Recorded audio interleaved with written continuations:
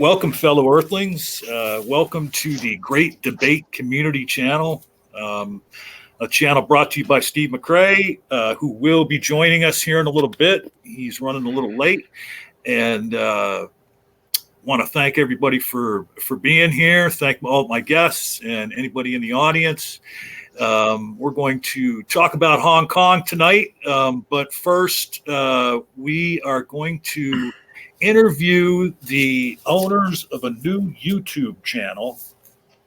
And welcome to Misha Griffith, Socka account, Nick Soutter, and Ansgar Odinson. And we're going to be talking for the first few minutes to Nick and Ansgar about their new channel, In Time, which just started a few weeks ago. Now, first thing I wanted to ask you two is how did you two meet? Oh my God! Ooh, that's a good one. That's a. You want me to answer that, or do you want to answer that? Why do I usually am the one who sort of answers that, but I can't answer it in under 20 minutes. So I think we should kick it off to you. All right. Well, long story. Go ahead. I was going to say it was a Limp Bizkit concert in 2002. Both bands. How did Socka know? Well, okay. So here's the real answer though. It's actually a really good one. I was having an internet argument, as one does sometimes on Twitter, and somebody got very upset, as one does sometimes on Twitter, and I started getting accused of being an abuser and abusing my wife, and they could just tell from the way I answered things on Twitter. And Nick came in and saw that one of his very close friends even was involved. I'm not going to mention any names at all in any of this because it's not important. But what's important is he showed an incredible amount of ethics when he saw that not only was I actually on accident directly quoting the article they were using as evidence against my position. So not only was I right, but these people were being straight up internet bullies. They were shouting me down. They were making accusations. And he wrote, I think, like a 12 tweet call out telling them that what they were doing was shit. And he didn't even know me at the time. And I think it was 2 days later, I get this DM and he's apologizing profusely that he has to delete his tweets in defense of me because it cost him a friendship and he didn't want to continue hurting the friend that he had called out. And I told him that, what mattered more was that in that moment that he was willing to stand up for me. It didn't matter. It didn't have to live on continuing to hurt his friend. I was over it. And if his friend was going to continue being hurt, go ahead and take it down. And we've been friends ever since. We've been talking on Twitter, talking in DM, sharing videos, sharing ideas. And yeah, that's how we met. Well, and I'm so glad that Socka was wrong because when he made the Limp Bizkit concert reference, I had this picture pop into my mind of Nick on your shoulders, Ansgar, flashing the band. Oh, shoot. I am getting an emergency broadcast message. Whoa. How do I stop it? I hear coffee on the motherboard works. It's actually it's an Amber Alert. Oh, geez. Oh no! But from a bit away from me, and yeah. Well, anyway, that was dramatic. My best thoughts to whoever that involves. Now, and again, you guys go and decide who's answer. If you both have an answer, feel free to chime in. How did the two of you come up with your channel name? I remember what it was. We had decided first kind of on an aesthetic, actually. And Nick was the one that said, "What about In Time?" And it just kind of stuck. And we said, we'll let that one ride unless somebody comes up with something better, and none of us did. So yeah, here we are, In Time. I didn't think it'd go for it, and I'm not sure that he did necessarily per se. But it was sort of like, okay, that's the working title, and that was better than calling it Working Title, which I'm glad we didn't stick with that one. So I mean, and so essentially, Ansgar wrote the music and you wrote the lyrics, as far as your channel. That has well, and it's for almost every part of it. Believe it, for almost every part of it. There's no part of this that one of us has not had a significant influence on. I don't think either one of us says, oh, I have to make sure I get the input of the other per se. It's just that, like, oh shit, I'll probably screw this up if I don't get the input of the other. And because we're so tied to it, it's just a natural thing where it's like, I want to do the best I possibly can.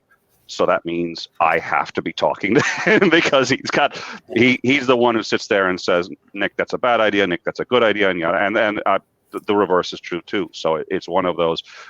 Neither of us are making a conscious effort to include the other one. The other one's included because there's no other way to do this.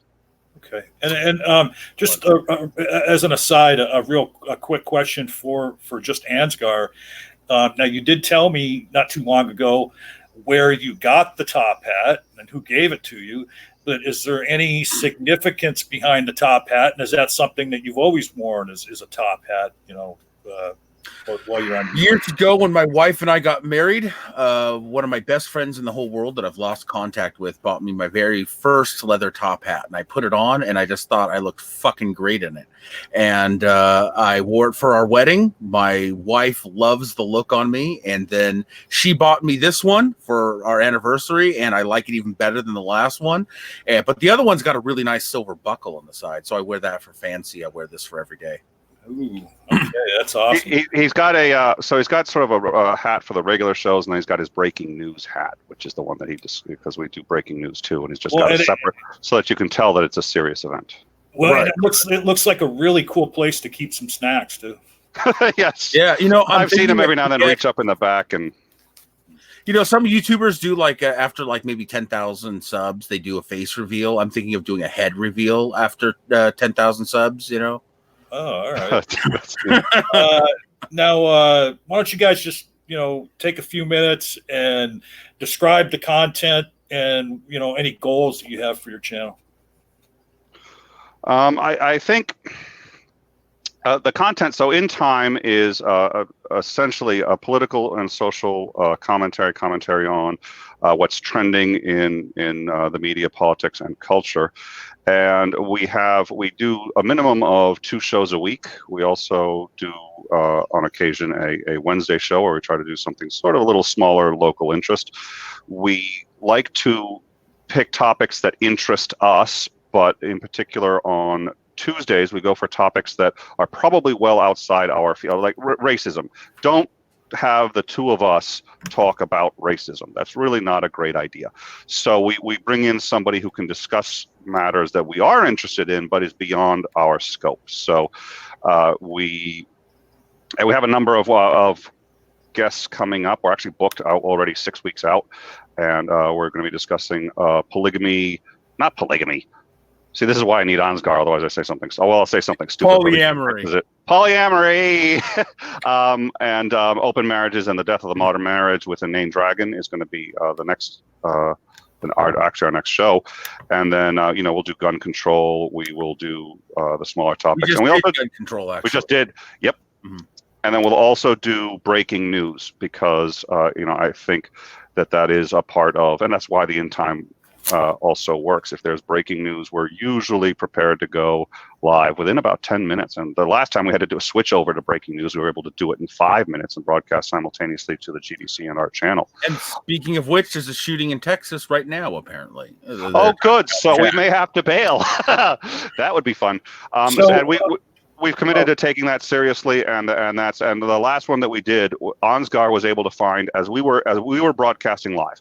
So I'll do a little work, and he'll be talking, and then we'll switch off, and we'll keep doing that. And he found 2 things. It was a shooting in Baltimore. There were 6 people in Baltimore, 6 officers shot in Baltimore, 2 hostage, and we were covering that live. We're aggregating the news sources. I got multiple monitors here. We do all that, and he's finding social media. So he went on and found a woman who had strapped a basket to her head, put a whole bunch of Kit Kats, Skittles, gummy bears into the basket, and was going around selling concessions essentially to the audience of people watching the shooting in progress. It was yes. It was a live shootout. It was a live shootout. Yeah, no, it was one of the most interesting commentaries in one picture on the social fabric of America that I have ever seen in my life. It had everything to say with of how deeply ingrained capitalism is in our country. I'm not saying it's a bad thing or a good thing, just is. Yeah. It had everything to say with how normalized shootings have become. I mean, it was just, this picture blows my mind.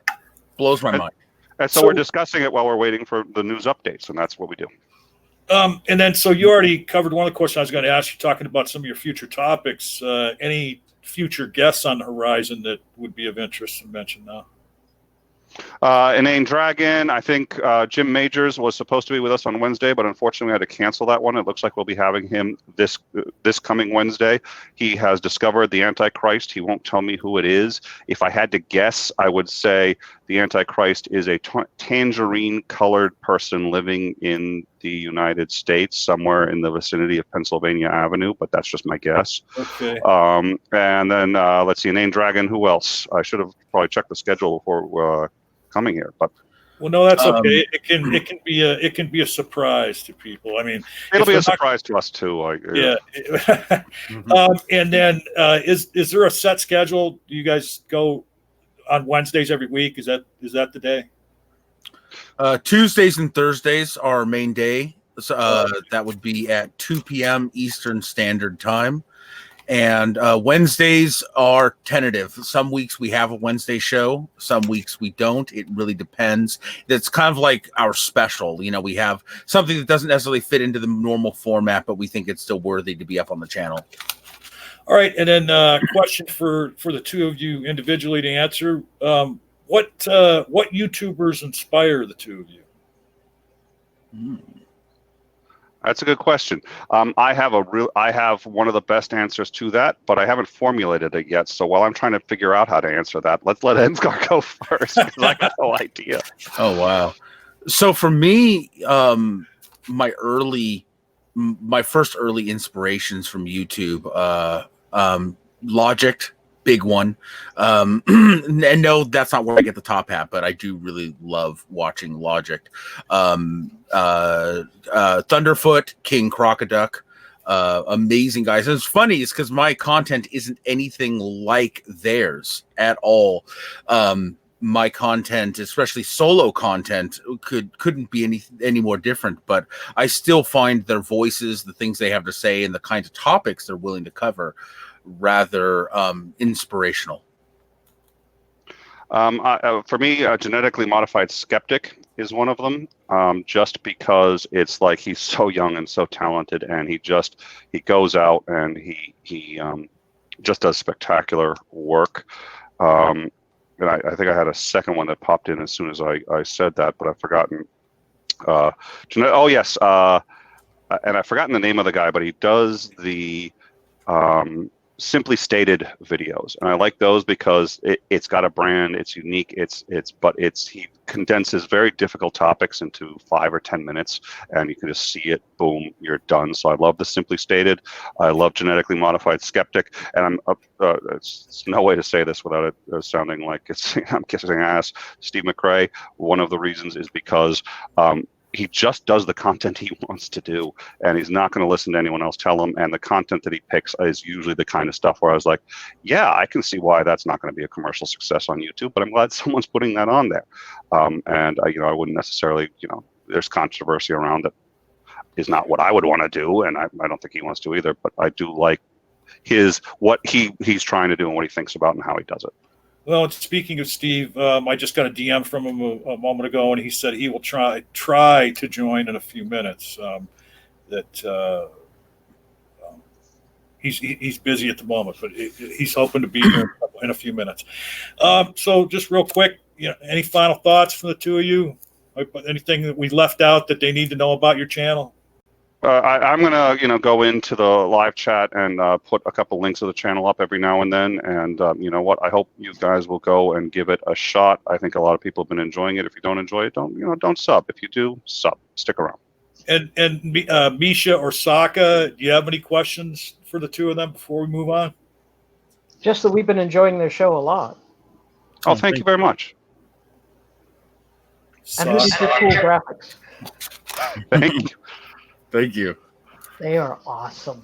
Oh, Ansgar has been kicking ass on the graphics, and there's a lot of just subtle detail there that's just been insane. I adore steampunk, so it's like, Oh. how cool is that? Yeah. You just made a new friend for life. You did. Anything you want to say, Socka? I don't think anyone wanted to hear what he had to say anyway. This works for everybody. I think this is what's best. He might be dealing with something at home. Okay, so that's In Time, Tuesdays and Thursdays at 2 p.m. Eastern. We will get all their information in a pinned comment after this post as a video, and be looking for Wednesdays, which is an intermittent type thing. So best thing to do is to go over there right now and sub to their channel and turn that bell on, and then you'll never miss anything. So, all right, we're going to move on now to the topic of discussion for tonight, which is Hong Kong and we lost Socka. Hong Kong and the U.S. role in Hong Kong. And any other ancillary topics. And what I'm going to do is, this topic idea came to us from Ansgar and Nick.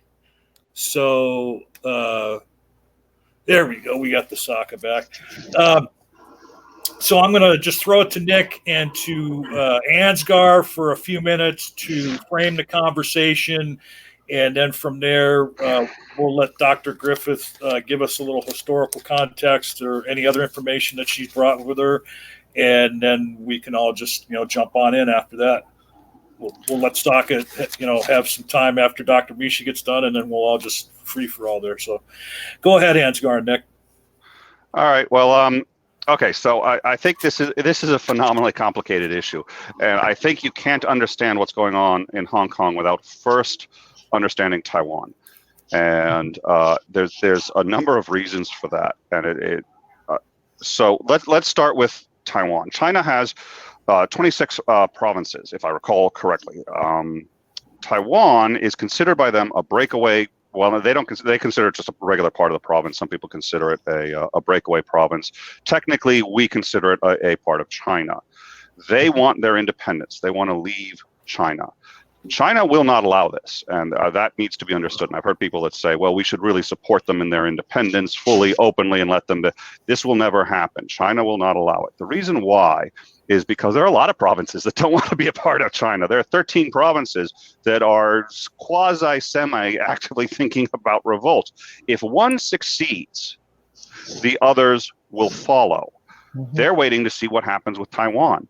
So, and if 13 provinces fail, and by the way, obviously, these are going to be the provinces that are most successful, have the most economic money flowing through them, not in all cases, but in many cases.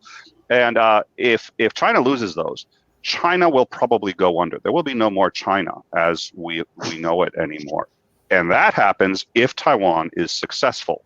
So please believe me when I tell you, Taiwan will not be allowed to. They will engage in full military action and kill everybody in Taiwan if that's what it takes to keep it from seceding. So now they don't want to do that. The reason they don't want to do that is because that would be a huge humanitarian crisis. The backlash against them would be staggering across every political and social platform on the planet.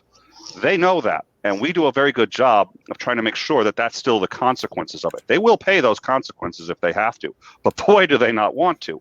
So what you have is a stalemate where we really can't encourage Taiwan to full out secede. In fact, we have to try to encourage them not to, for their own sake. But and China's doing everything they can to stop it, but they won't cross the line into violence unless they have to. But for people who sit there and say they wouldn't actually do it because of the backlash, they would, because it's an existential threat. So what's happening now is it's kind of a stalemate. And as time passes, Taiwan is successfully getting further and further and further from China and is successful in getting closer to secession. We basically treat them as if they've seceded. We tell China, and our official policy is a one-nation policy. Taiwan is China. They are indistinguishable, period. Done. Now let's sell them weapons and make our own independent contracts with them, completely ignoring China. We treat them as if they're their own country. We act as if they're their own country. But if we are ever asked by anyone, it's one China. This is why when Trump took the phone call from the Taiwanese president, it was such a staggering deal, and he very nearly just got Taiwan wiped off the face of the planet. And and China was really good about it, and they're like, we think he wants to reconsider whether he's going to say he took that call. And the reason is because the president of the United States doesn't take calls from just anyone. He doesn't take calls from just anyone. If he took the call from the president of Taiwan, that's recognizing that he's the president of Taiwan, which is recognizing that Taiwan has a president, which is recognizing that they're not part of China. Now, he didn't have any of the understanding of and this isn't just dump on Trump, because this gets into the issue as we get on later. But the reality is that it's a very nuanced policy, and that policy, if we stick with it, will lead to them being fully seceding. But it has to happen, and China doesn't want it to happen. And they will, if it can be done in a way that looks like it didn't really happen, China won't be happy, but they'll allow it because the alternative is too much for them. But if it can't be done that way, they'll destroy Taiwan. So that's where we are. And as time passes, Taiwan gets closer and closer and closer. With any luck, 20, 25 years from now, they'll have seceded. Hong Kong has ended up being roughly the same situation in reverse. Right now, Hong Kong, and it's part of, and I forget the name of the policy, actually, I should look that up, but Hong Kong is one part country, of... One country, two states. Two states. Two policies, one... I'm going to look it up now that we... Yeah. Two I write it down right country. here. Yeah. One country, two systems. Yeah, okay, there you go. Systems, yeah, they're not going to say government. Yep. That's going too far. But it is, in fact, another government, because they have their own judicial structure, their own legislative structure, they're their own country in every measure of the word. But on paper, they're part of China. Mm-hmm. Now, we have to recognize that. Everyone else has to recognize that. But the funny thing is, when we sell stuff overseas, when we export things, we have huge things that we will not export to China. Anything that could be used as a military weapon, any supercomputing components, stuff like that could give them a technological advantage, we won't give that to China. We'll give it to Hong Kong. We will have this trading, and this has to be recertified, I think, every year, that they are still independent from China. And as long as they are, we'll keep trading. Now, that certification has, over the last, and let's see, in 2015, it was said that the one country, two systems model is sufficient to justify continuing to treat them as their own country, and one that we can send sensitive materials to. That was 2015, 2016. The report said the concern has raised concerns of greater central government influence eroding Hong Kong's autonomy. 2017, it got worse. 2018, in most areas, there's still the autonomy, but they're losing it. 2019, the autonomy has significantly diminished. And what's happening here is China is essentially doing to us with Hong Kong what we're doing to them in Taiwan, which is they are slowly but surely taking Hong Kong. They want Hong Kong. Hong Kong, like I think it was $1 trillion, it's got to be more than $1 trillion, goes through there in trade every single year. It is a huge economic hub. They want it. They want it badly. And they don't like the fact that the culture of Hong Kong seeps into the culture of China because it gives the Chinese bad ideas. They don't like that. That's another reason why Taiwan has been having more success. Taiwan is an island. There is a physical barrier between the cultural, social, political, economic, and especially military influence. Yeah, of course they do military exercises, but they don't have to deal with the military right on the border, constant presence of people with guns saying, you get out of line, you're going to die.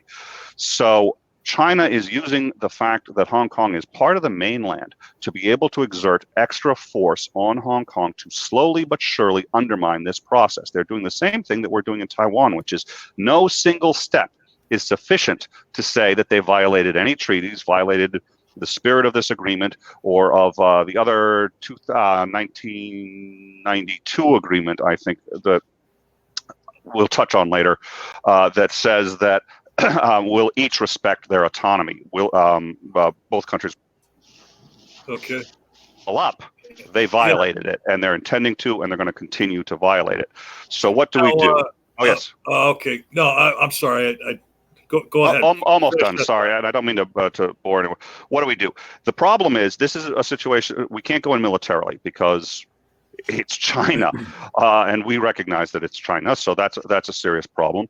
We can't use soft power because the soft power would be we're gonna do tariffs on them or something like that. There's a problem. We're already in a trade war. We can't escalate it any further. It's already basically to the max. The other thing is this is actually the TPP, the Trans-Pacific Partnership, was built to stop this and to protect our intellectual property rights. This was seen coming. The reason the TPP would have done this is because when China does something that nobody likes, 16 countries around the Trans-Pacific Partnership would be required to sanction China as one country. Mm-hmm. We can't do that. And we lost that because Trump looked at it and correctly assessed that this isn't a great trade deal. It wasn't supposed to be a trade deal. It is illegal for this country to create military alliances against China. So we created a trade alliance that could operate as a military alliance against China, or an economic. We're not allowed to create an economic alliance either against China. This was that, but in a circuitous route. When he canceled that, we lost all of our soft power to try to stop something like this, which was seen coming. This was going to happen. Mm-hmm. So now we don't have the soft power. We can't use hard power, and we are stuck with, they are slowly but surely taking Hong Kong for themselves. I don't know how we engage in that. I got a few ideas. Ansgar's going to have even more, but that's my take on the problem and why it's so difficult. Okay. Ansgar, what do you want to add to what he said? So the first thing I want to say, I want to address really quick somebody in the chat saying Hong Kong citizens are Han. They are part of Chinese people. Simple as that. Yeah, I'm sorry, but borders don't get drawn up on racial lines. I don't give a fuck what they are, black, white, Han, whatever. Their rights to autonomy and to freedom have nothing to do with what genetic background they come from. So let's just throw that out right now. Okay, but I'm not going to come at this from a practical standpoint. I'm not going to come at this from a pragmatic standpoint. I am not a necessarily a rule of law guy when it comes to this kind of thing. What I see is a bunch of people who want their freedom, who are being stepped on, who are crying out for help from the free world, particularly America. And I wonder what that looks like when we do nothing, other than we don't want to lose to what it looks like to me, what it looks like to many even around the world, is that America is only going to get involved and help people who desperately want that help if it is going to be financially advantageous to us. And I get that there are serious diplomatic issues, and I get that China we don't want necessarily to go to war with China. It's a huge country with a lot of strong military power, but simply doing nothing does not seem like an option. Simply saying it's difficult, we can't, it just does not seem like a viable option to me either. There has to be something between going in with tanks and planes and not. And to be quite honest, I'm the kind of guy that in this one instance am willing to say, send in the fucking tanks. I hate. I don't like the idea of war, but if there was ever a justified use of power, it's protecting people's freedom who desperately want that freedom. But if you send in the tanks, won't there be that one guy that stands in front of them? I'm sure there will be. I'm sure Nick can be the first. How did you drag my ass into this? Well, that way we don't have to listen to you monologue about soft power again. Okay, okay, that is a fair point. That is a legit fair point. That ran longer than I expected, and my apologies. And on that point, it seemed like you said, on one hand, that Trump did the right thing, but then a few minutes later, you elucidated on why it was the wrong thing. So, he recognized that it was a bad trade deal. It was a bad trade. Well, it was an okay trade deal. If you're looking for a good trade deal, this wasn't it. It was okay. But he thought it was a trade deal, and it wasn't. He thought because it was called a trade deal that it was, and he thought he should view it through that lens. It was never a trade deal. It was never intended to be. That's why it wasn't a good one. So when he says this wasn't a great deal for us, he's right if he doesn't consider what it's really intending to do, which is to isolate and control China, which it would have successfully done. And Ansgar, we kind of cut you off there. Go.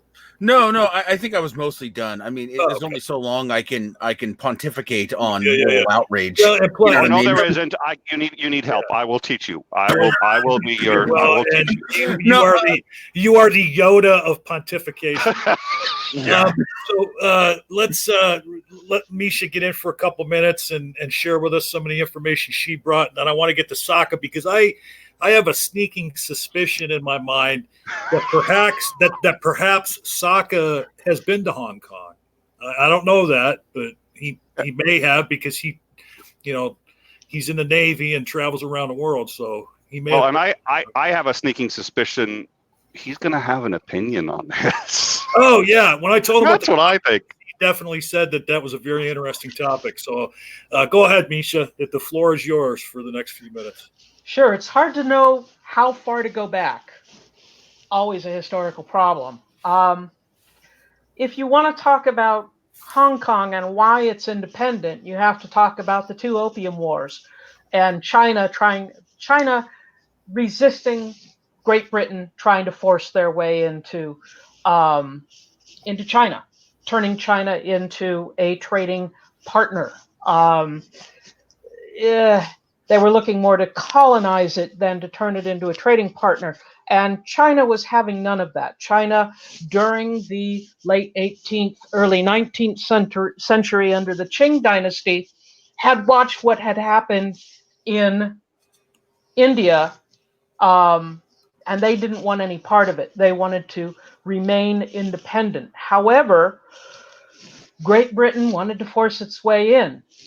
Through the opium trade, the Triangle Opium Trade, they were able to get China to finally confront them with a real war. And those were the two Opium Wars. And through the peace negotiations of these two wars in the 19th century, Great Britain was able to force China to concede to give them certain ports. And Hong Kong was one of those ports.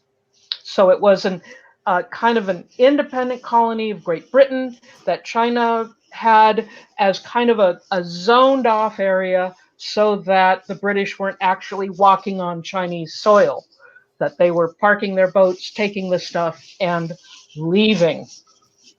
Japan had done some of the same sort of situation with the Dutch. The city of Nagasaki was one of these ports that they only allowed the Dutch to go into, and the various other traders. So when Great Britain got China, they turned it into something of an imperial colony. They created its own government. They had a 99-year lease from the Qing dynasty to say that Hong Kong was property of Great Britain, and it stayed property of Great Britain, of course, until 1997. But China changed. China changed in a big way, going from the Qing dynasty into the Republic period of Sun Yat-sen from 1912 until 1937, when Japan came in and occupied China, changing its government at that point, setting up the Manchukuo government, which was a colonized, oppressive nature sort of government. And then after World War II, the United States and Great Britain had backed the Republicans, Sun Yat-sen and the Nationalists. And the communist government of the Soviet Union backed Mao Zedong. And of course, there was a 4-year civil war between Mao Zedong and the communists and the nationalist forces. Mao Zedong wins in 1949, and the nationalists are forced onto Taiwan. This is how Chinese get onto Taiwan, because the island of Taiwan was a completely different group. They were Chinese descent, but they considered themselves Taiwanese. So the nationalists come in, and they had gotten the money and the weapons, and they set up their own government, to the dismay of the people who were already on Taiwan. So they suffered quite a bit. Anyway, so the Communist Party of China takes over. For the first few years, until 1964, they were essentially a client state of the Soviet Union. That changes after 64, and they go a different route. So there's a split between China and the Soviet Union. Mao is still in charge. He's in charge from 1949 until close to, I think, 76, 78. And we've got Nixon going to China and all that, because China had been very closed off. After Mao's death, we see a real change in China that brings in a market-based system under the communist umbrella. And the Western economists said this could not possibly work. You must have democracy to go along with capitalism. And China was one of the earliest countries that was able to say, no, authoritarianism works very nicely with capitalism. Thank you very much. Authoritarian capitalism is a thing that starts up in the 1990s. And of course, now we see Vladimir Putin and Russia as an authoritarian capitalist system, and China, of course, as an authoritarian capitalist system. In fact, it works a lot better than democracy, because with democracy, you have to respect individual rights. And with authoritarian dictatorship, you don't have to do that. You just basically say, we're building here. Everybody move, and everybody has to move. So China breaks the mold. What is happening in Hong Kong at this time is that the British are moving back further and further and further, not considering it a colony so much as a trading partner. Hong Kong's economy blossoms, absolutely blossoms, because of where it is, because of British investment, because of all the things that is happening around it. They have the 5th largest stock market in the world. So it's right up there with Wall Street, FTSE, and the Japanese stock market. So it's a big deal. When Great Britain handed it back at the end of 99 years, there was a feeling that, oh my gosh, everything's going to go away. But of course, that's when you get the one country, two systems. And so Hong Kong has always celebrated, well, not always, but since the British took over, they had a sense of being independent, democratic.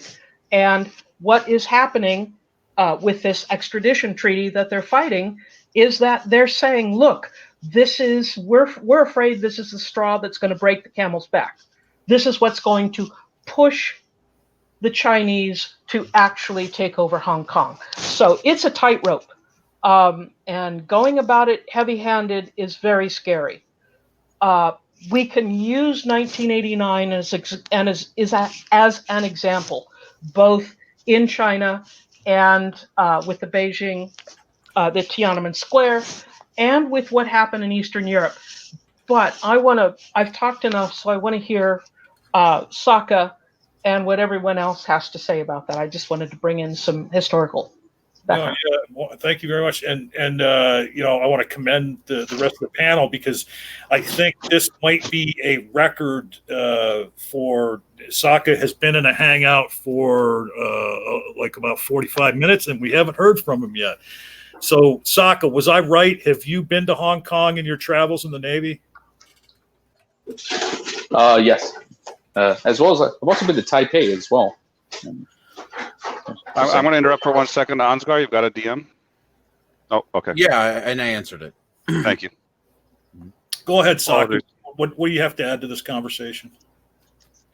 I mean, we're not. I don't think that we fully got to the. I mean, there's a lot of the historical context there that we've kind of gotten into, which is good. I think that maybe one of the things that the last thing we should probably cover is where Hong Kong is at right now in regards to their relationship with China and the right to their own autonomy as a country. Because this is something that's also a product of the I can't remember what was it, the Sino something, the treaty or whatever they did back in '97 there, where the one country two system government, this is only a temporary thing as well. By 2047, Hong Kong's supposed to be kind of fully acclimated under Chinese law or under the Chinese government. So that this is something that's inevitably coming, with Hong Kong. One of the problems that people have right now is that, there are obviously emotional people that want, in Hong Kong, they want their own autonomy. And what they feel is that a lot of the stuff, like the current protest has to do with what they feel is China currently overstepping their bounds, which came in most recently in the case of a bunch of new laws that had to be passed, that the Chinese government wanted to be passed regarding extradition.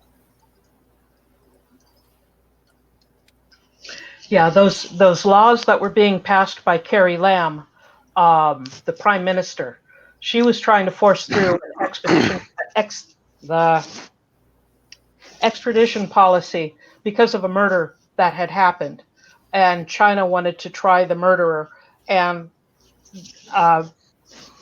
it's a huge blow up because of that idea of taking people out of Hong Kong. A lot of the people who are protesting in Hong Kong are worried that, this week they're going to extradite murderers, but what about political dissenters?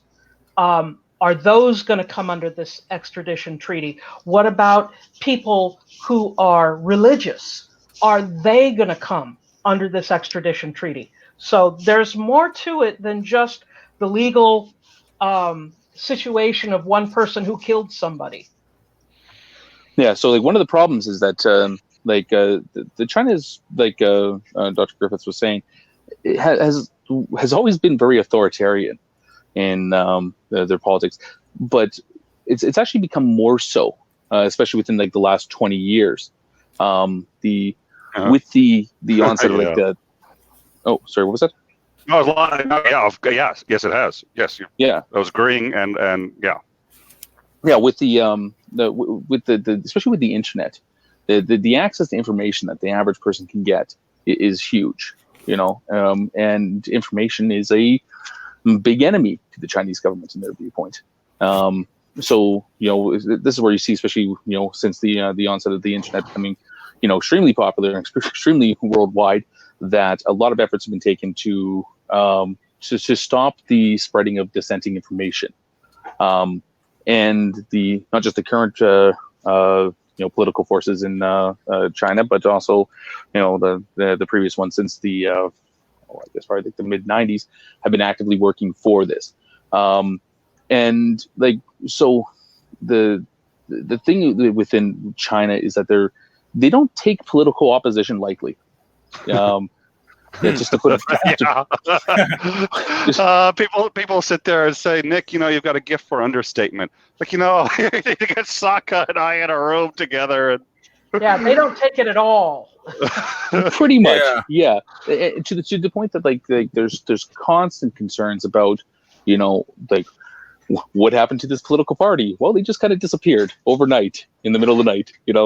That type of problems, and so there's a great fear now that comes in that if they pass these laws, these extradition laws, what's to stop people that are pushing a pro-democracy viewpoint in Hong Kong from being extradited? And Hong Kong's been pretty good early on. Hong Kong's pretty good early on with kind of maintaining its own kind of autonomy through its own kind of government now. But in modern times, the Hong Kong government has shifted now into, pretty much being mouthpieces for the overarching Chinese government. So like that's like one of the big pushbacks that came from the protesters in Hong Kong is that they want that autonomy back. They want their government to represent them, to stand up for them, and they don't feel like they're getting that. And yeah, these dissenting opinions, like after these extradition laws come in, what happens to these people? So that's a big issue as well. But the like I said, like the other part of this is that this is a temporary fix right now. Like part of this entire agreement is that it doesn't really matter what happens right now. 2047 rolls around, and in another 28 years, and there's no discussion on this anymore. That just that was the agreement. China has them back. So the anything that it becomes a really hard issue to support, because now, if you want to support something like Hong Kong independence, you're actively working now against an agreed upon the deal that has already been worked out and settled between the Hong Kong and between the Chinese and the British. And where does the question now is like the topic is should the U.S. intervene in this? Well, how can you? Like, where can we intervene in a situation like this? And I think that's an interesting topic, because I think that this is not really an American issue.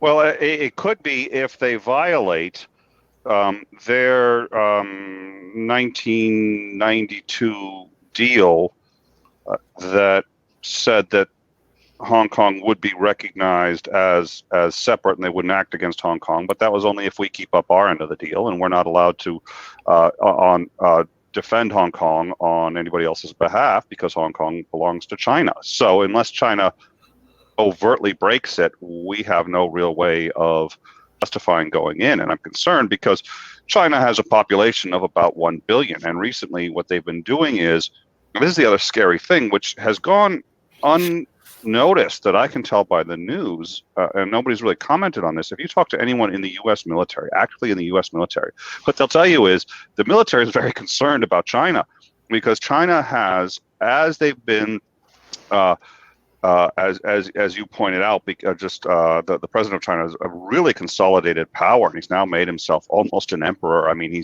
can't really be removed from office. He's got this position for life now.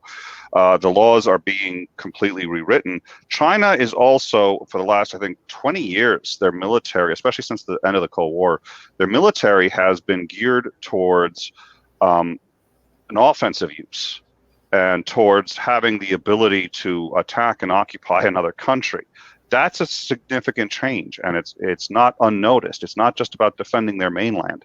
And so we're talking about, it's not just about the economics and how much money may go into it or get lost if we engage there. The question is, if we engage in a way that we can't get the support of the international community, and China chooses to respond, it could escalate reasonably quickly. And China's going to choose to respond. So it's just a question of how do we do this without things escalating?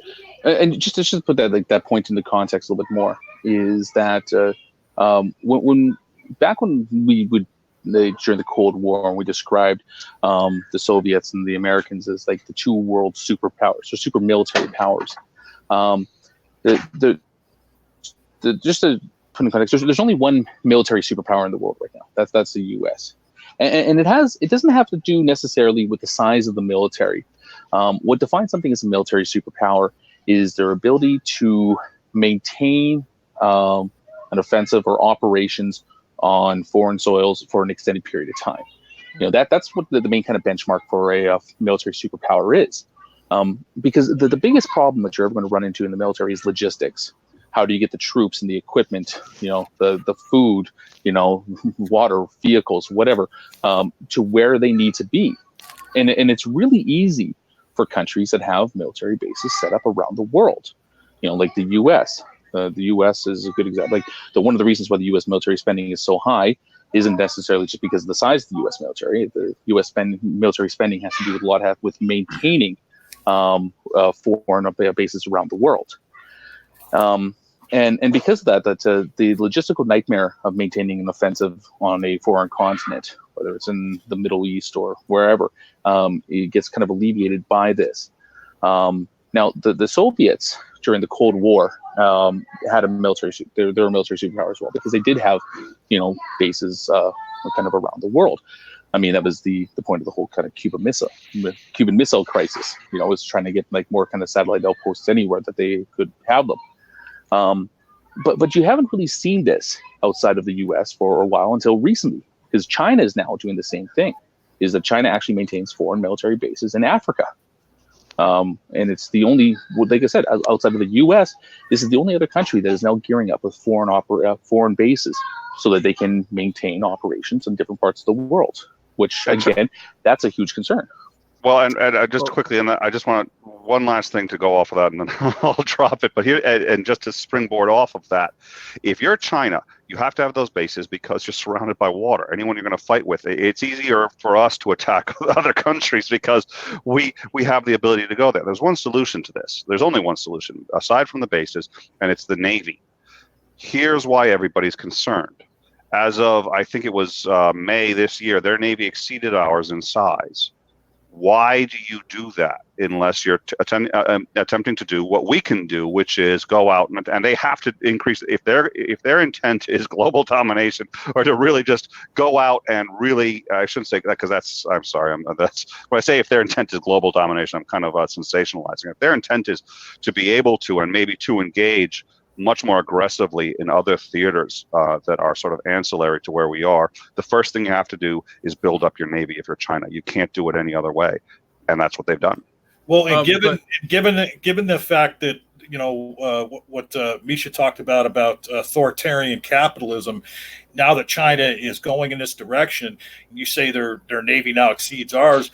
I mean, do they now have the United States at a disadvantage because they are not beholden to some of the systemic things that we are as far as building our military? I mean, they can just essentially they could build as many ships and tanks and whatever they want, and they're not really constrained by anything like we would be here in this country. Well, I mean, there is like here's the thing, like if you want to get resupplied on a ship, that supplies have to come from somewhere as it goes to logistics there. A U.S. Naval vessel, they need to get resupplied or whatever. There's things like they have tankers that do runs in the Pacific and the Atlantic that a ship can, meet up with and get refueled.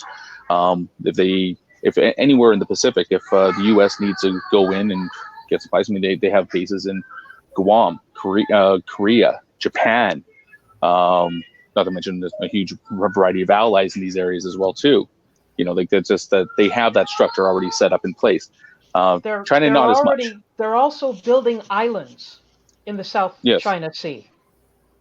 Yeah, that's the other thing too. By international law, even if you build your own island, you are still entitled to protect the waters around it. Apparently. So what I was gonna ask a couple questions. First of all, and let me get them out, and then have people address them. First of all, all this being the case, wouldn't there be then a case for saying at some point we have to deal with that? We have to address that before it becomes such an overwhelming problem. There's nothing that can be done.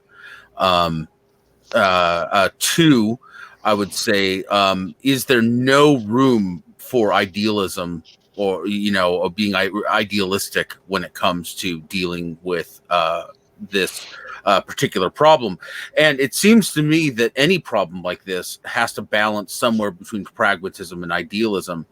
And it feels almost like most of this panel is going so far into pragmatism that there is no room left for the idealism.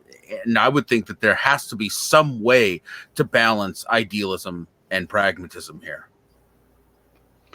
That's one of the reasons why I say look, 1989, both what happened in Tiananmen Square with these protests that were crushed, and what I have found out since then, actually from one of my students and some other research, when Tiananmen Square happened in 1989, no one else in China knew about it. only the people that were around Tiananmen Square. China was able to completely keep the lid on information.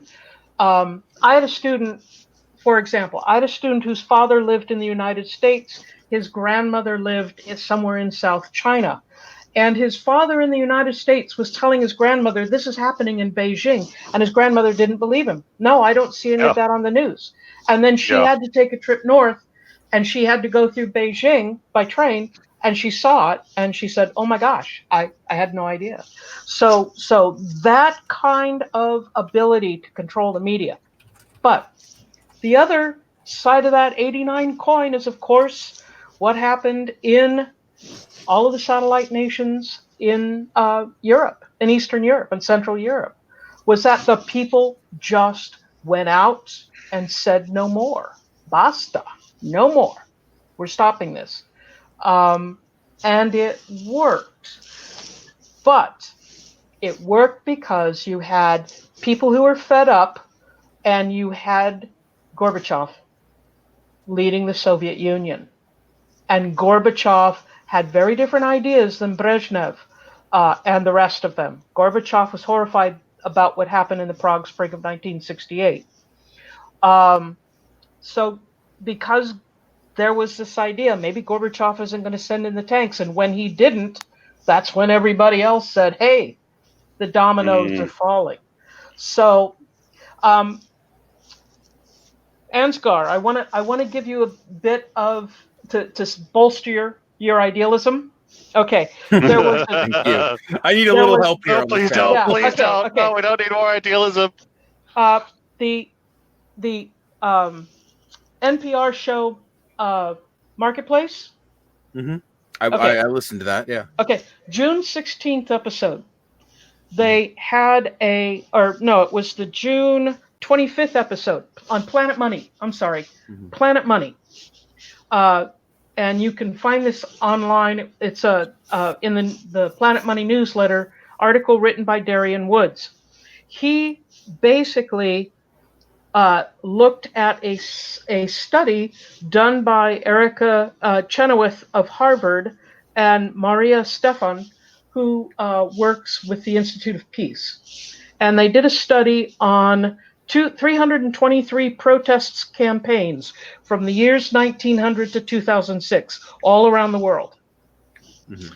And they said nonviolent protests were successful 53% of the time, as opposed to violent ones being successful 26% of the time. Wow. So that's a big difference. Number one. Number two, you're making him more idealistic. I know. Please, Misha, why are you even here? Do you realize what you're doing to me? Hey, here's one more. Here's one more. Okay. They found that if more than 3.5% of the population of the country was involved in the protest, that's 3.5%, is all they needed to tip the balance. Mm-hmm. As far as nonviolent protest. That's not much. The 2 million people who hit the streets on June 16th in Hong Kong, the 2 million people, that represents 30% of the population. Wow. Wow. Well, so there's definitely something to be leveraged here. Mm-hmm.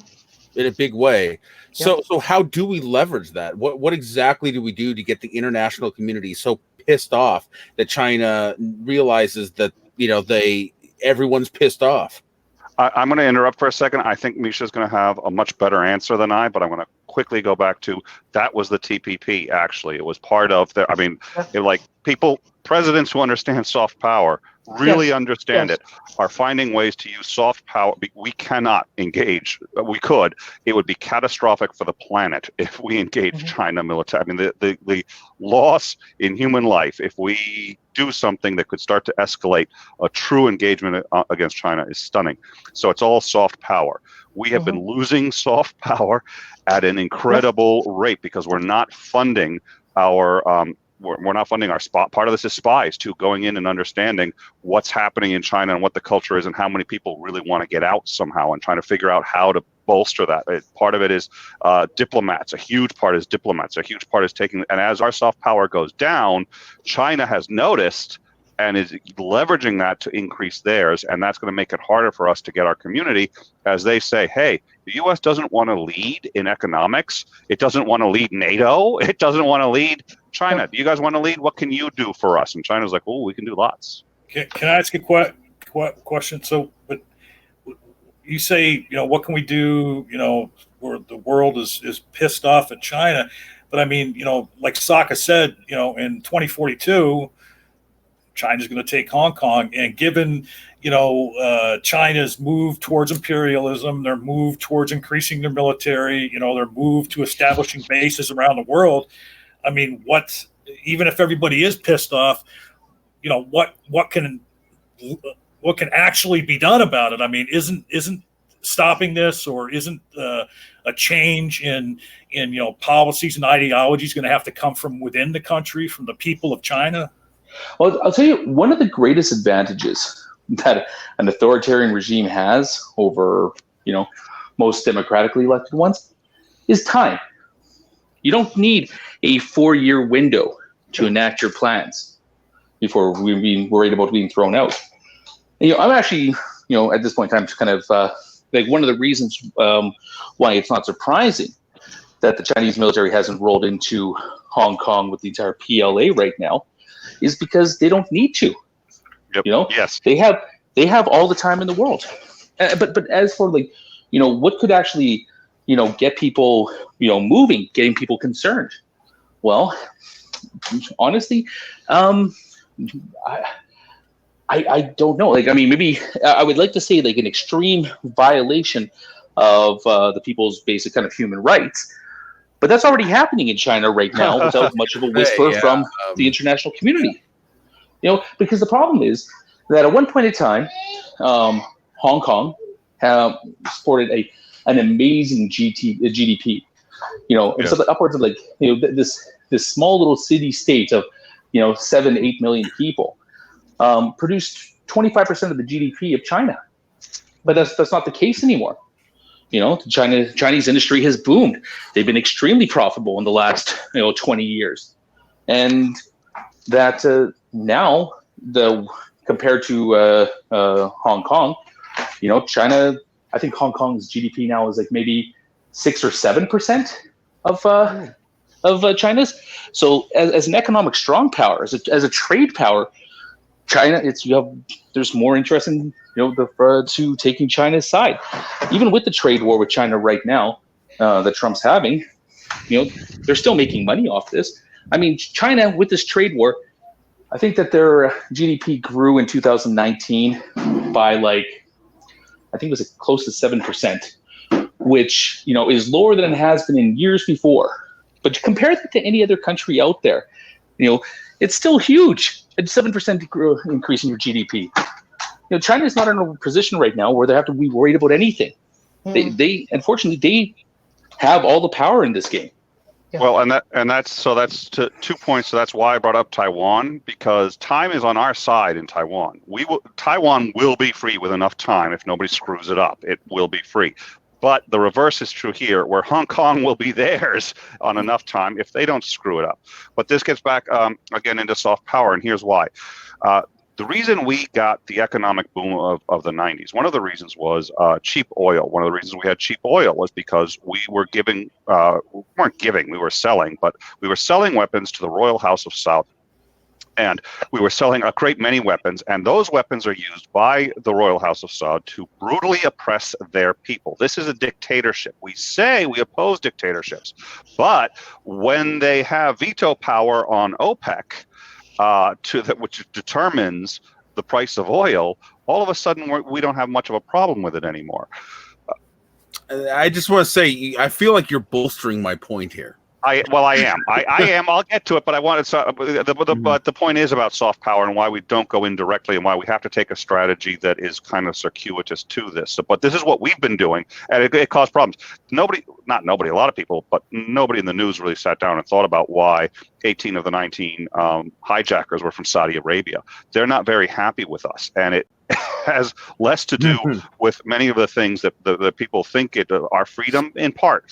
We are allowing one of the most brutal dictatorships in the world to stay in place. In fact, we're giving them the weapons they need to do it while telling others we're going to stop dictators, and we're doing it so that we get cheap oil, which is how the 90 boom happened. So when you talk about one of the best economic periods we've ever had, it was because we supported a dictatorship, and that's what we were trying to do, and we succeeded. Now China has been able to expand their soft power, and how many other countries? Every other country knew we were doing this. How many of them spoke up against us? Almost none. And the reason is because we're the United States. And if we decide that we don't like you and we start moving the economy against you, you're going to get wiped out. So everyone's like, oh, we didn't see that shit. So now that's what's happening with China, which has been like a pariah because we have left a vacuum. They have been moving into it, and they have been finding ways to, and they've been investing in our country. They've been investing in other countries. Nobody said, why are they doing this? And it's, well, their own economy really needs help. Why are they investing in other countries? Because when China starts violating human rights, other countries are just like, oh shit, I gotta go. I didn't see nothing, man. What? And that's exactly my point. This is why, in my mind, the way when I approach a situation like this, I'm like, okay, I want to be completely humanitarian. I want to just go in, help people, and damn the consequences. And that's kind of how I've lived my life. It's why I've actually been in cuffs for protesting, in what I consider inhumane laws and things like that. Humanitarian first, damn the consequences. In fact, in something like this, I'm like, okay, here's my position. We go in and we help them, and this is my plan until you can give me a better one. Well, a more pragmatic one that works. Wait. No, You've been arrested? Can I have that done on command? Like, just have somebody come by, arrest you, take you away in cuffs, and He I don't think he gave the plan yet. Did you? No, my plan is if we have to. I mean, I know this isn't practical. I know it's not pragmatic, but my first instinct is whatever you have to do to protect those people, whatever you have to do. Well, that is my instinct. Well, but here's and Misha, go ahead after me here. But going back to the point I made a few moments ago, or the question I asked is, that sounds good on paper, but given all the moves that China is making, I mean, like you talk about, you've been handcuffed at protests.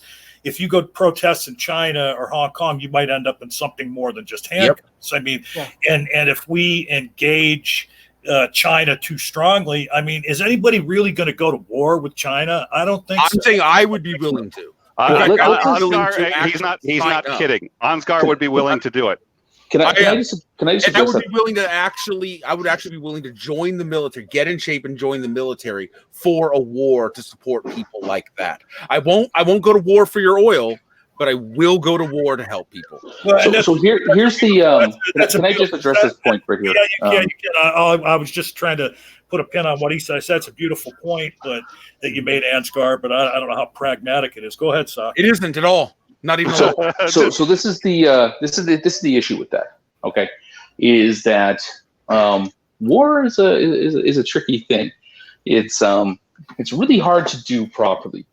I mean, you'd think that you go in there and you help the people of Hong Kong, or you help whatever people you think that your intervention is going to help. But the war doesn't just stop there. That's the problem. I realize that. Let me just hold on, Ansgar. Let him finish his point. Okay. So for example, even with something like Operation Iraqi Freedom, the conflict part of that was over pretty quickly. There were skirmishes afterwards, but the main conflict part was pretty easy. But then afterwards, well, now you have to support and be part of the rebuilding project. Okay, you can't just go in and cut out the problem and then just like, okay, guys, there you go. See you guys later. Good luck. Right. There is a commitment that's required after the fact as well. So you think of something like a conflict in Hong Kong, okay? A conflict in Hong Kong, first off, would completely collapse the Hong Kong economy. This is not an economy that's built on industry or trade. This is a financial market.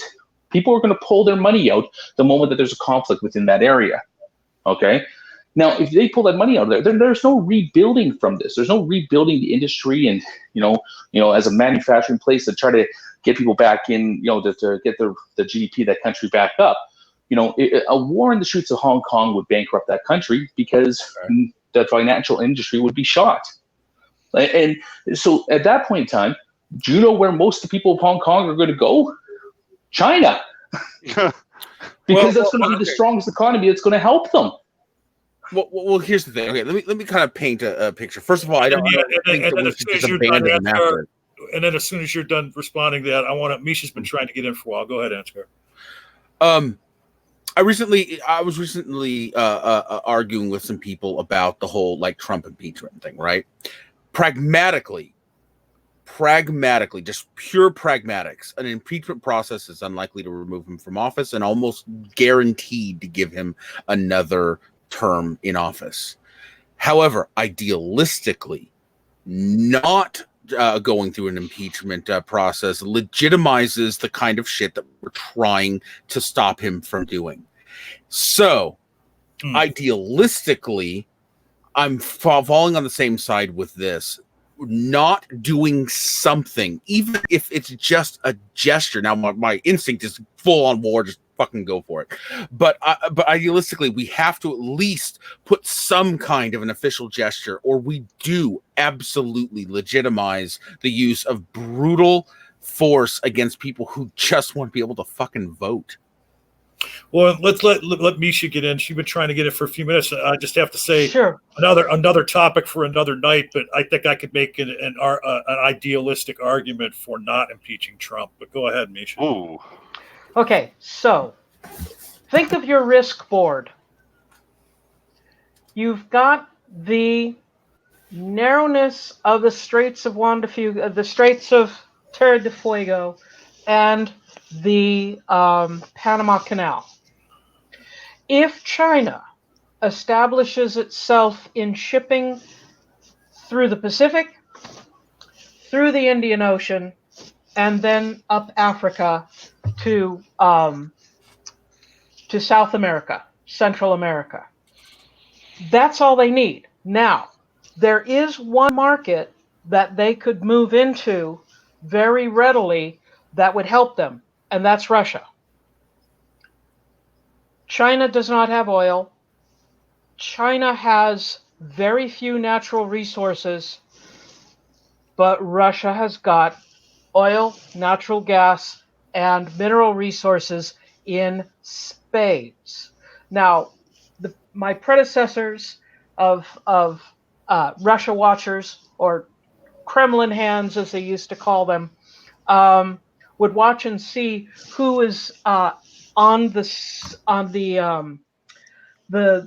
official VIP viewing area for the May 1st parade that goes through Moscow, through the Red Square. And recently it has been China. Russia and China together, both in authoritarian positions. China's the manufacturing powerhouse, and Putin has a free hand getting whatever oil he wants out of there. You would see an amazing bit of craft in turning those two countries into essentially two countries or one empire. It's going to be who's going to be on top will be the only question, essentially. Will it be a Russian on top, or will it be a Chinese person on top? Well, and if I could we just don't know. But Russia can't sell their oil right now because they've been turned into such pariahs. So now they're incentivized to work with the Chinese is the other problem. They've got serious problems selling their oil because of the shit that they've done, and we have successfully gotten Europe to cut them off. In most cases, some countries just need the oil, so they're still buying it, and we're trying to get them to stop. But it's if you need it to live. Well, with global warming, guess where they can sail with those oil tankers? Over the top of Russia. that the Northeast Passage, as it would have been called, is going to be open. It is open now. You can sail it a certain 1 or 2 months out of the year, and it cuts down incredibly in terms of transportation time between the Atlantic and the Pacific. Now, to my mind, there is one wild card here that I think we are courting them heavily. Trump is courting them heavily, and maybe that's something he's doing right, as much as that pains me to say that, and that's India. India, with its billion people right there, manufacturing haven. All of these well-educated, English-speaking people who could create a new industrial revolution in India, and we would see it become a huge producer. In fact, probably put China to shame, because China's too busy worrying about how to keep a lid on our people.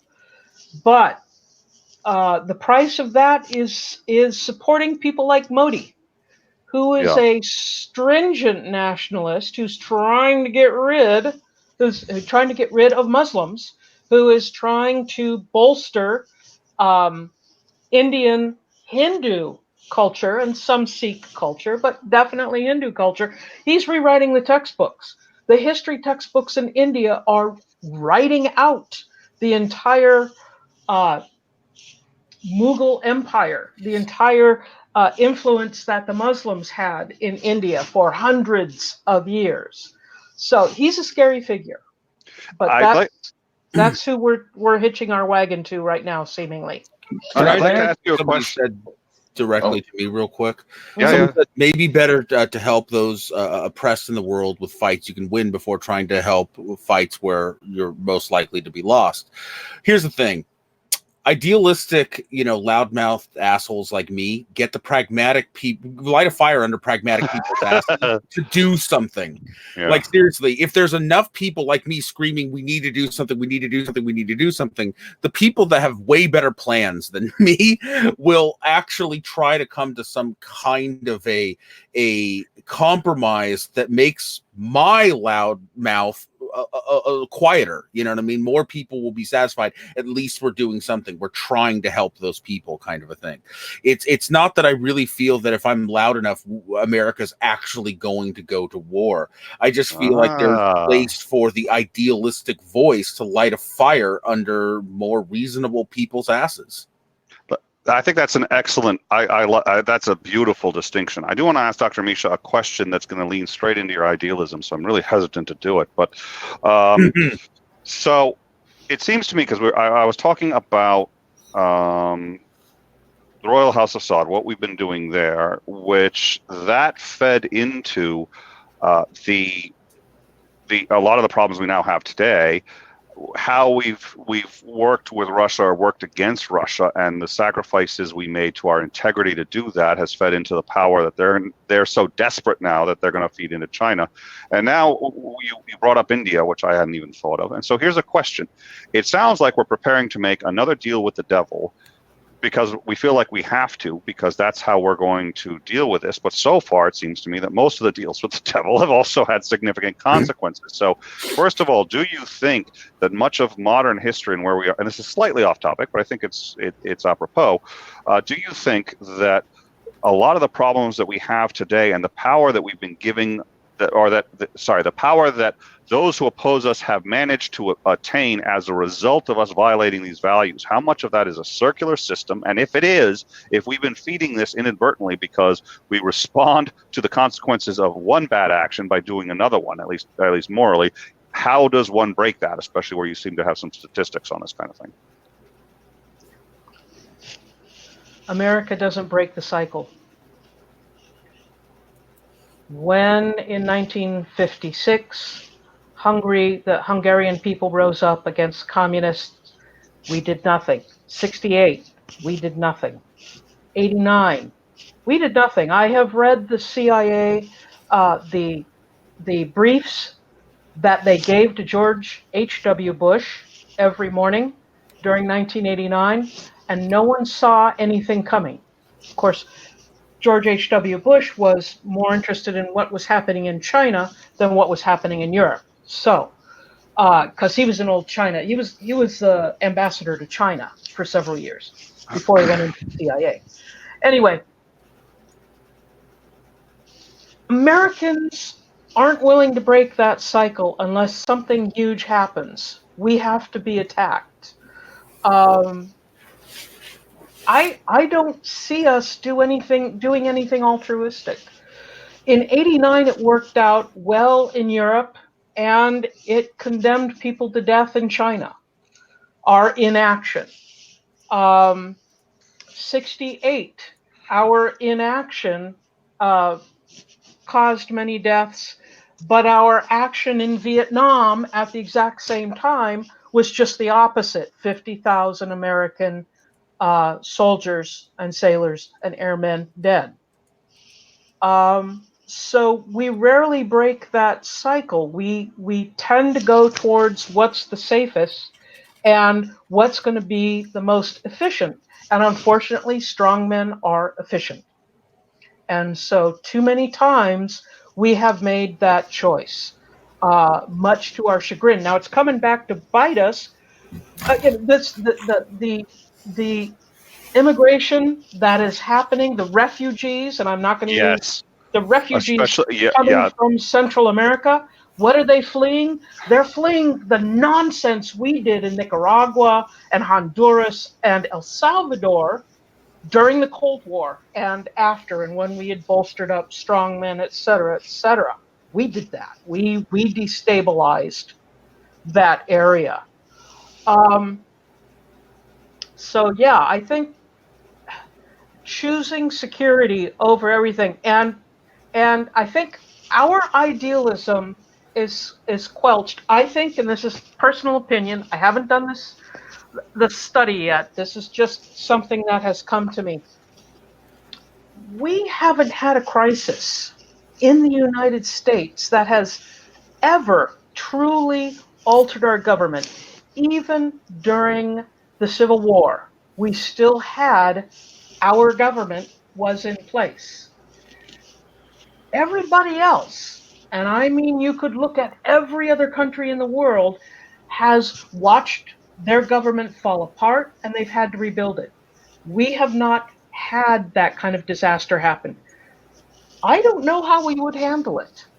I would be very afraid of watching America's government crumble, and I really fear we are getting somewhat close. Real quick before we go on, I just want to say, and it was news to me, for anybody that's listening and not following the live chat, immediately following this broadcast, In Time will be going live with a simulcast on their channel and right on the GDC here on the GDC. And on the GDC with some breaking news. So be looking for that notification when we go off the air. Yeah, so I want to hear what Socka Count had to say. He tried to break in a little bit ago, and I jumped right on top of him, and I'm sorry about that. And I asked that question. I apologize. Well, I mean, it kind of goes back to an earlier point. We kind of glossed over what just had to do with the global warming and the access to the Arctic. Is that this is my own personal kind of like little conspiracy theory about why you have countries like Russia or China not really making a lot of efforts or movements to quell climate change.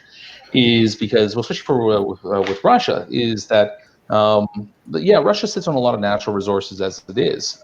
Even more so if their northern shield would defrost, like as well as just transport routes to get it out. If they can use any of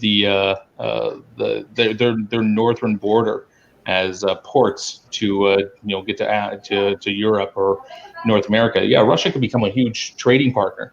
And this is actually like the one of the the next big conflicts that we're probably going to see in the near future is over Arctic sovereignty. Who actually has control of routes and resources and stuff, and between Russia, Canada, and even China, moving up there. So like Arctic sovereignty is going to be a huge deal coming up here in the near future. Also, we're seeing China not just building colonies in Africa. Have you guys heard of the new Silk Road? Yeah. Yeah. We're talking about a 10-lane freeway that goes from Beijing. They're thinking about taking it all the way to Turkey. Really? Yeah. And that would be outrageous. A highway system that they could truck stuff on. That blows my mind. I think that this kind of goes against Ansgar's point there a little bit, and unfortunately, it's the kind of like pee on the whole idealism thing. But we're living in a time where it's less about mutually assured destruction and more about mutually assured profit. And unfortunately, there's not a lot of profit in going against China right now for anything, for any reason, even if it's something that might end up being detrimental to us in the future. It doesn't matter. It generates profits and stuff in the meantime. So going back to Socka's point about Arctic sovereignty, what countries lay claim to the Arctic now? Well, right now, Canada, Denmark, and Russia are the three main players there. Although we use it as a highway for our submarine fleet, we're always underneath it. Because because there's no, people can confuse and forget the fact that there's no land there, so you can just, it's not land, it's water. It's just frozen water, so you can walk on it and build on it if you want to, and you can use it like land, but it's not. Huh. Yeah, very, very, very, very deep ice, but there is water underneath. Yep. Well, so at least it's deep ice for now. The good news is, hey, pretty soon we won't have to worry about who owns the land because it'll all be gone. So Misha, if you were, well, here's my question. Trump's asking about, can we buy Greenland? What the hell is that? Well, no. What people don't understand about that is it's complicated because I have no fucking clue. I wanted to ask Misha though. Let's say you were in charge of all this. You're let's say the president of the United States, right? Uh-huh. What do you do with this situation? What do you do with Hong Kong? What do you do with China? Honestly, I think this problem is far easier than taking care of problems like terrorism. Mm-hmm. Because terrorists don't want to make a profit, and terrorists don't want to go home for Christmas, mm-hmm. Which is something that is going to be a huge motivator for anyone in business or anyone who's got military in the field. Sure. And I think with those kind of leverages, I think you could honestly sit down and talk to these people.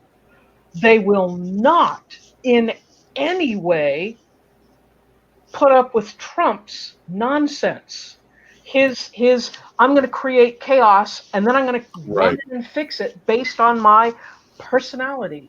Well, so you would bring them to the table to negotiate, kind of a thing?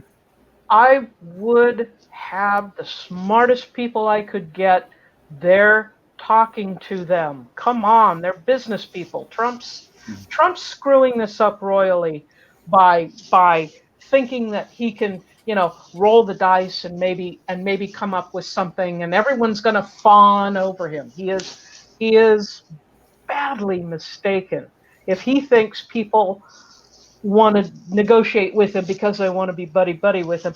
She and the leadership of China do not care. What they want is dignity. The Greenland thing. Why does Trump want Greenland? For the reason we were talking before. With access to a polar route for shipping, like people don't realize that going through the Suez Canal or the Panama Canal is an expensive endeavor. It really is. It costs a lot of money to go through, especially if you want to go through there quickly. There's a lot of bribing. There's a lot of like backdoor deals to make sure that your stuff goes through, before other people. There's a lot of ships that end up waiting days, if not weeks, to go through, some of these canals just to get through for their, for the trade goods. Having access to a northern route would be huge. So yeah, one of the reasons why Trump wants that is because there's like I said, areas within the Arctic are going to have a huge geopolitical importance within the next 20, 30 years to start developing those things now. Not to mention that again, like with the melting ice caps and glaciers up there, we're talking about very resource-rich areas too. That Greenland, once it thaws out a little bit, would be huge money for that, especially with a newly defrosted route to get those resources out of there. And this isn't just like a crazy Trump idea. Going back to China, China tried to buy land in Greenland within I think it was about 5 or 6 years ago. And the Denmark basically said no, we're not doing that. But they wanted to build shipping ports, and essentially, wouldn't be a government shipping port, but therefore by de facto would be a military shipping port in Greenland. That's the interest that even China has up in the Arctic for these things as well. So maybe Trump wants Greenland because China wants Greenland, but hey, it's for the same reason. Hey, from the live chat, I think it's going back to the comments about the new Silk Road. George says he doesn't understand why a freeway is outrageous. Is that what he's referring to? Oh, Could possibly be. I'm using the term outrageous, not that it's stupid or anything. I think it's brilliant. It's just a huge undertaking in area that how many different countries does it have to go through? Just having that the property itself, the areas that it would have to cut through are mind-bogglingly complex, and areas that have not been developed since, we're talking Genghis Khan here, and the old Silk Road. I mean the Mongols built up the Silk Road in the 1230s, and they had 100 years, Pax Mongolica, of peace and trade between Europe and China, and it was a wonderful thing, and lots of people got rich. And then the bubonic plague hit, and that shut it down. You also That's way off topic.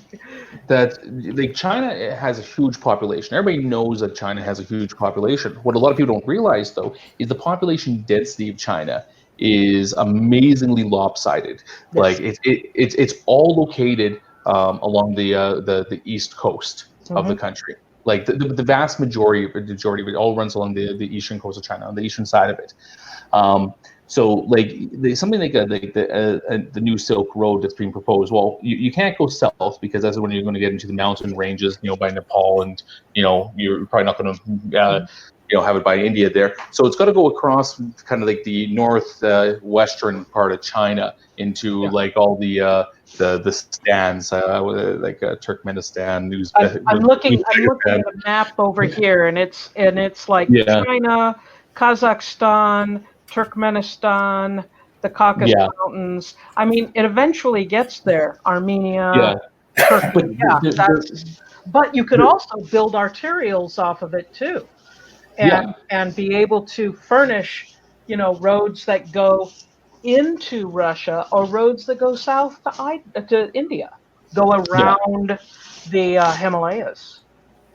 Yeah, we're talking about an area that is just not decent land. I probably should Google how much this would be proposed, how much it would cost to do something like this. But hundreds of billions of dollars, if not a trillion, to do a project of this size, because you're going through some of the most there's a reason why not a lot of people live there. Is it's not really the best land for developing anything on, and then to be able to build something through this, and then. What do you say they want to get you to Turkey? Yes. That requires the cooperation of a lot of countries, because like I said, we mentioned like all the like Afghanistan, Turkmenistan, Kazakhstan. Can you imagine Turkey, how many Wawas we would need? Yeah, like there's a lot of countries that you have to work with in between there and there. Like that's a like that's just it's a huge undertaking. Like it's just like it's almost outrageous in just the scope that you would imagine something like this would be. It's like plotting like like, hey, we really want to get a highway that runs right through the middle of Australia. Let's make it 10 lanes. So, oh, go ahead. No, I forgot. Well, so like getting back to the title topic, and not that we really strayed from it, all this has to do with Hong Kong. Is what Socka said earlier. 2042 rolls around, China takes Hong Kong, done deal. Or are we going to be able to 2047? Or are we going to be able to, get people involved like Ansgar, has suggested to stop that from happening? Well, let's just how has the whole sovereignty for Tibet thing been going? Yeah, but that one though. The problem is again. Let's take a look at the three of them: Taiwan, Hong Kong, and Tibet. The problem with Tibet is there's already a military presence there, and it's already considered part of China, and they've taken it over, and they're there. There's nothing there left that could credibly be called its own government, and they've done that obviously deliberately. Reversing that is virtually impossible. There's nothing to reverse in Hong Kong. Hong Kong currently is free. They're trying to take it. The point is, can we stop them? Those are two different scenarios. And with Taiwan, Taiwan is actually free. The question is just improve that freedom a bit and keep them going on that path. So in both those situations, the government it's not already by fiat basically over. Freeing Tibet is apples and oranges, I think, with this. I only present that as just like as a comparison that like the Hong Kong thing is relatively modern, but people have been talking about free Tibet, and there's been like movements and advocacies for the Tibetan autonomy for I don't know, geez, how many years now, Dr. Griffith? I think in general, though, I think that just shows that we need to maybe take a look at what our values are on the world stage. Really?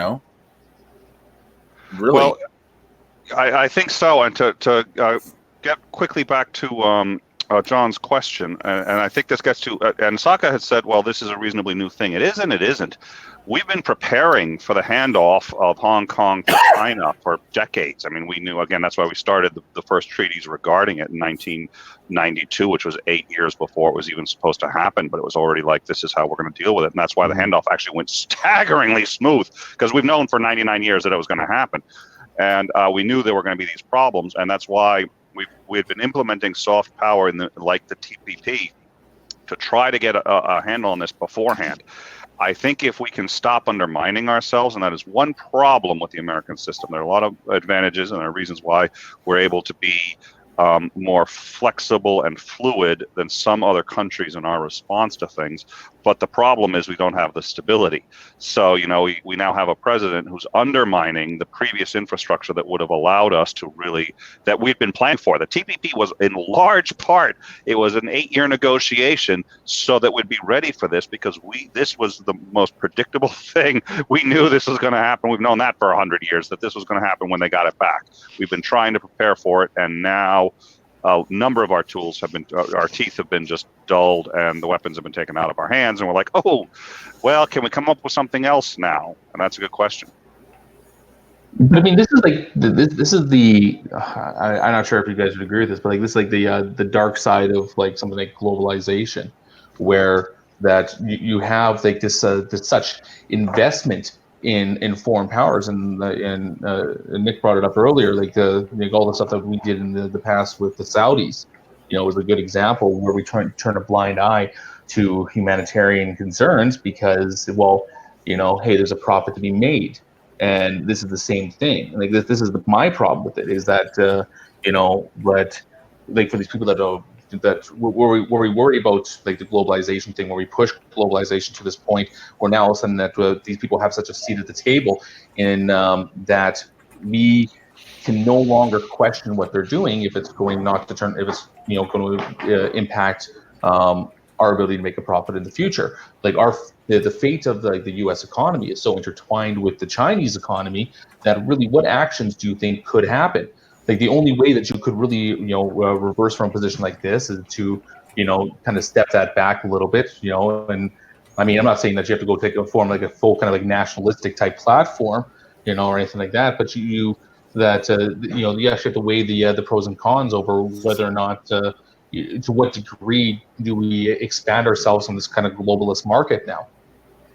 Can we start manufacturing our iPhones in Bangladesh? I mean, that would get some people's attention, I think.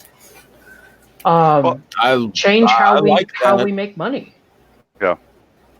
Well, yeah, the exploitation of the rest of the world's poorest people that live so shitty that we wouldn't even put up with it in this country has been the foundation of our economic system for far too frickin' long. Yeah. Seriously. And it really enables us to other countries like China to hold us in a position where there's nothing we can frickin' do when they're doing something horrible. And I think that I don't know how to change that, but that seriously needs some changing. We want our tube socks. We want our tube socks. We want to buy a dozen tube socks. Yeah, our $5 per dozen tube socks. Yeah. Mm-hmm. I mean, we have to change ourselves. We would have to change ourselves as consumers. But at the same time, I just heard a report the other day. China's middle class, and they do have a middle class now, is 300 million people. Their middle class is the same population as our entire country. Something I don't understand about all this. So are you guys trying to say that Trump's trade war isn't hurting China right now? Well, no, nobody would say that. Like it's hurting it, but not to the degree that you think of. Like, how do you hurt a country that is slowly becoming one of that's already an economic superpower? Like I said, the trade war has managed to slow some of the growth of China's GDP, which has put it still higher than the vast majority of the countries out there in the world. Yeah. Well, but it's also going to raise our prices. At some point, our prices will raise sufficiently that the Fed will kick in to prevent inflation. And that would be kind of ironic that Trump's trade war creates that inflationary cycle that raises our interest rates. Well, right, and that's the mechanism by which China is being hurt, because these tariffs actually cause prices to increase, which lowers demand, and that's. And I'm not sure if Trump realizes he slapped a tariff on all these things. That doesn't mean China writes us a check. He really has no idea. He still hasn't figured it out. I think he really thinks China just writes us a check every month. Okay, if we want to do business in America, we've got to write them a check. I don't think he understands that basic financial problem. Strangely enough, as far as history is concerned, China has always been an economic problem. When all we wanted out of them was luxuries like silk and tea and spices and the real rarities, they wanted nothing from us. It caused a currency suck from Europe because the Chinese only wanted silver and gold. The rich Europeans wanted their luxuries, and so they sent their silver and gold to China, but it was never circulated back. And that was a huge problem. as far as economics, all through the Middle Ages and up until probably the 17th century. Well, and so one of the things is I sort of have a basic premise that free trade by itself, just fundamentally in concept, reduces wars, it increases peace, and actually has over time the effect of destroying despotism, because people don't need or want to support the despot anymore, and you also end up exporting culture. So the more free trade we have with China, the more they start to like our products and say, are Americans really that bad?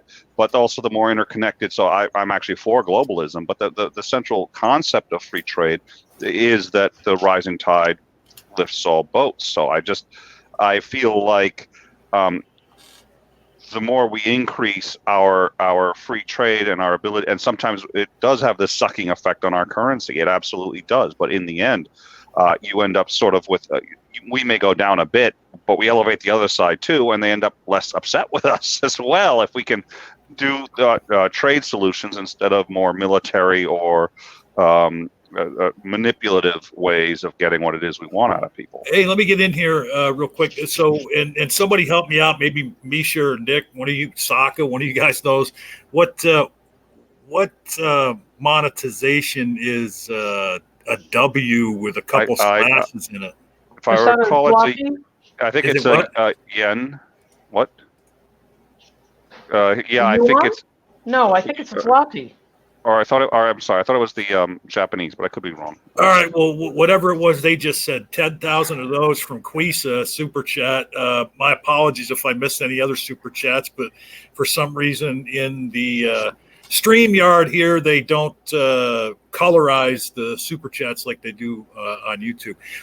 Quisa says, I think the only option the U.S. or any other country has is to minimize the harm China does until they grow up and stop being an international thug. They're way too powerful to intervene against. I would. To engage directly. I don't think we can. Okay, that's North Korean, actually. I think it's Korean money. It's about $8. Oh, it couldn't be North Korean. So yeah. Well, let's not scoff at his $8. Thank you, Quisa, for. I'm just saying 10,000. It's like I went to a casino once in Valparaiso, Chile, and I won like 25,000. And I thought, here comes my new car. Changed. No, it was good for a meal. So I think we ought to start wrapping this up. Nick and Ansgar are going to go live at the top of the hour or close to it as they can get. Yep. But before we give everybody their final word, I just want to ask Socka real quick. What was Hong Kong like when you visited there? Did you enjoy it? Was it did you get some shore time when you were there? Or? I'm always overwhelmed when I go to places like Singapore or Japan or Tokyo or Hong Kong, because it's just I feel like everything is just so efficient, everything is so efficiently laid out, and there's they just order everything, and it's what you hope maybe you'll be living like in 10 years. With some of the technology stuff, it's really interesting. But that's pretty much it. After a while, honestly, I think these places kind of meld together in my mind. So, and as long as you were speaking there, any final words or anything you want to tell people about, where to find you, or tell people not to look for you, or whatever it is you want to say? Don't look for me. If I need you, I'll find you. No, what would you expect from a Socka account? I'm on a shore visit right now. I'm gone again in a week and a bit, and I might be jumping into some more hangouts around Christmas time, and then that's about it. Yeah, so my schedule is pretty busy right now. There is one point that I wanted to address real quick. It was the one of the guys in the external chat said that President Trump should send a carrier strike group to outside of Hong Kong and call any violence demonstrated by the PLA. will be considered open aggression against Hong Kong citizens in an act of war. The U.S. already does that. Like a lot of countries already do that. Patrolling around the South China Sea to carrier task groups in the area. It's not a secret. Like the U.S. keeps carrier task groups all over the place in kind of constant patrols and doing shit. Like I said, this is part of like the embargo and like the show of force. Like this stuff happens all the time, especially in that region. It is becoming, people are used to it now. These countries, it's just one of those things. The Chinese do an exercise, North Koreans do an exercise, the US is there, the South Koreans do an exercise. Like everybody's just in there just flexing muscles all the time around that region. So it really doesn't really do much to have, more ships in that area. Other than that, like this is the biggest problem that's generated by all this is, like I said, I think it's at this one point that I made earlier, and I think I just got to drive it home, is that when you're dealing with like a government, like the Chinese government, like this is a long game for them. Okay, like everything, the greatest advantage that they have in all this is that they're playing the long game, and because of that, like the only solutions that can ever be proposed for this is things that can happen within a term, within a presidential term, and you're never going to see anything like that. You're never going to see that level of action being taken on that, that type of scale that can resolve any of these problems, and the only real kind of issue to do this is that to handle like even like this stuff here is first off to stop dealing with oppressive regimes. Like that's just like the first, if countries would stop trading and dealing with oppressive regimes from the Saudis to the Chinese, then you know what, that's a good incentive for them to change the attitudes that they have there. But until we do that, then there's really nothing we can say. You can't take any type of like moral high ground and say like, well, hey, well, we oppose the actions of this country and what they're doing, and then get 33% of your imports from them. Like there's not much you can do there. So like, yeah, like the position that has to be taken is that you have to oppose this attitude, oppose this attitude of authoritarianism and the offenses that they do against like human rights. Right from hit them where it hurts, in the wallet, even if that might hurt you. Okay. Move business somewhere else. Penalize companies that do businesses with these countries. Like there's shit that we can do to shut this stuff down. And it's not going to be easy. And that's the other thing right now. It's not going to be easy. It's going to be stuff that is going to be, potentially like detrimental to our own wallets in the near future. But we can't. You're not going to get them any other way. You're not going to be able to change any of this stuff. Misha, final words on the topic, and tell people where they can find you on YouTube and elsewhere. I think we've got a long way to go. I don't think we're close to any sort of a answer, anything that's going to settle down. I think the Chinese government can, if they can find a way to don't like to use this term, save face, remain, keep their dignity, and at the same time make the people of Hong Kong feel like, well, we're a little bit more safe. I think they'll find a way to do that. I don't trust the Chinese regime. I think they're quite scary, and I think they're quite willing to use violence. But I think right now, when you see those protesters and they're chanting, "The whole world is watching," that's something that is going to influence the Chinese more than I think we suspect. So hopefully this works out without any violence. Nick Soutter. I want to thank you, John, for having us both on and for hosting In Time. We appreciate it. We're a new channel, so we do appreciate any help. Dr. Misha Griffith, we've actually been wanting to talk to you for a little bit, so I will get in touch with you at some point on Twitter or something, but Ansgar and I had spoken about some things we'd like to discuss with you related to the show, so we will be contacting you. As I said when this started, we actually do cover breaking news, and we have committed to how we can, even if we're out in the road or whatever, how we can break in and start breaking news. There has been breaking news today, and the reason we didn't break into it is because I screwed up, and I had 2 notifications of it from people who are supposed to notify me, and I missed it. So we actually missed the breaking news, but it is still relevant. 5 people have been killed in Texas in a shooting, and I believe 21 injured. And so we are going to cover that, and we are going to, in fact, switch over to that. It is going live basically in about 2 or 3 minutes as soon as we're done with this here and on the GDC. So if you want to learn more about that in time, we'll be going live with that news story in about 2 minutes. And the man underneath the top hat, Ansgar, your final words, and where can we find you? First of all, I have my own channel. You can just look up my name just as it's spelled here. I also, of course, on In Time, please go sub to that.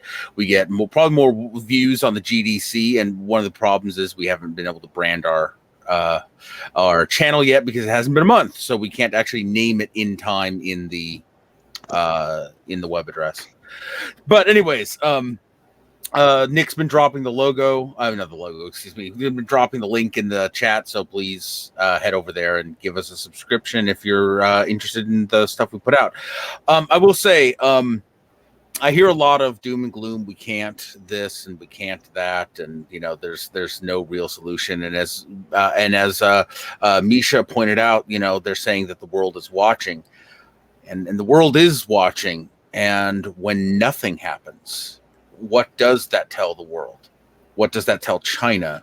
What does that tell NATO when nothing happens, other than our economic security is more important than doing what's right?